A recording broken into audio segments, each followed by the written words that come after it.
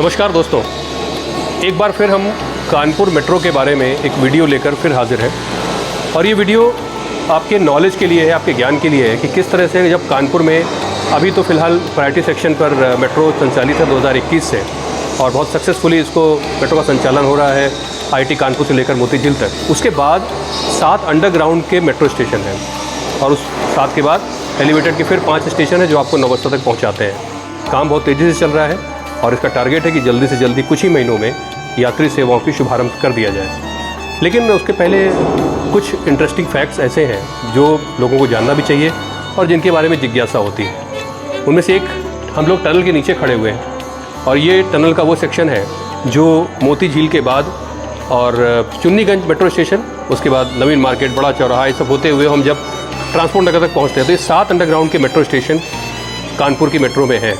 तो यहाँ पर टनल कैसे बनती है आखिर, तो हमने आपको पता ही है कि टनल बोरिंग मशीन से टनल का निर्माण होता है और अप और डाउन 2 लाइनें होती हैं। लेकिन उसके अंदर सेफ्टी के बहुत फीचर्स होते हैं और इसकी ज़रूरत तब पड़ती है, मान लीजिए कि जब कभी मेट्रो के संचालन के दौरान कोई आपातकालीन स्थिति हो और ट्रेन को रोकना पड़ जाए और उसके पैसेंजर्स को वहाँ से इवैक्यूएट करके पैदल निकाल कर और फिर उनको सेफली मेट्रो स्टेशन पे पहुँचाए और उसके बाद वो बाहर निकल सकें। तो देखिए, टनल आप देख ही रहे हैं, टनल का पूरा स्वरूप। टनल बोरिंग मशीन ने ऐसी टनल बनाती है जिससे कि करीब स्ट्रक्चर 100 सालों तक सुरक्षित रहता है। मेट्रो का जो स्ट्रक्चर है टनल का, तो बहुत बड़ी सुविधाओं का इसमें ध्यान रखा जाता है। टेलीफोन का पॉइंट हो, फायर का पॉइंट हो, कभी अंडरग्राउंड में टेलीफोन का सिस्टम काम नहीं कर रहा तो दूर आप देख सकते हैं टेलीफोन का पॉइंट है, वहाँ पर वो काम कर रहा है। और हम उसके साथ साथ एक बहुत इंपॉर्टेंट पैसेज पर खड़े हुए हैं इस समय। ये देखिए क्रॉस पैसेज, ये हम उसको पूरा ऊपर से नीचे तक दिखाने की कोशिश करेंगे। क्रॉस पैसेज का मतलब ये हुआ कि जब कभी मेट्रो रुकी और एक टनल से दूसरी टनल में यात्रियों को ट्रांसफ़र करके ले जाना है, क्योंकि उसमें तो मेट्रो खड़ी हुई है, उसमें जाने में दिक्कत है, या कोई मान लीजिए आग लगने की स्थिति है या कोई और विषम परिस्थिति है, तो हम एक टनल से दूसरे टनल में यात्रियों को ट्रांसफ़र कैसे करेंगे। तो ये क्रॉस पैसेज है, मैं चल के दिखाऊँगा आपको।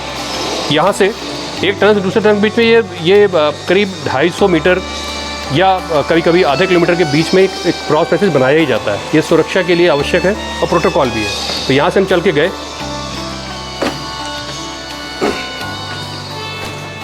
और ये चलते हुए देखिए आप दूसरी टनल नुमा एक उसमें पहुँचे, एक टनल से दूसरे टनल के बीच में। और ये टनल बन रही होती है, टीबीएम मशीन से दोनों की टनलिंग हो रही होती है, उसके दौरान ही स्पेस को छोड़ दिया जाता है। और देखिए सुंदर सा ये पूरा स्पेस है, इसमें लोग आराम से आ सकते हैं और तमाम सेफ्टी फीचर्स भी होते हैं। और निकल कर हम बाहर आ गए। ये देखिए हम लोग यहाँ पर आ गए और ये दूसरी टनल हमारे सामने है। तो यानी कि अप और डाउन 2 लाइनें ऐसी हैं जिन पर हम टनलिंग के दौरान ये स्पेस छोड़ा गया और सुरक्षा के लिहाज से बहुत इम्पॉर्टेंट है। तो देखिए दूसरी टनल में आ गए हम लोग और सबसे इम्पॉर्टेंट ये है कि यहाँ पर मैं आपको जाकर दिखाऊँगा, ये वो टनल है।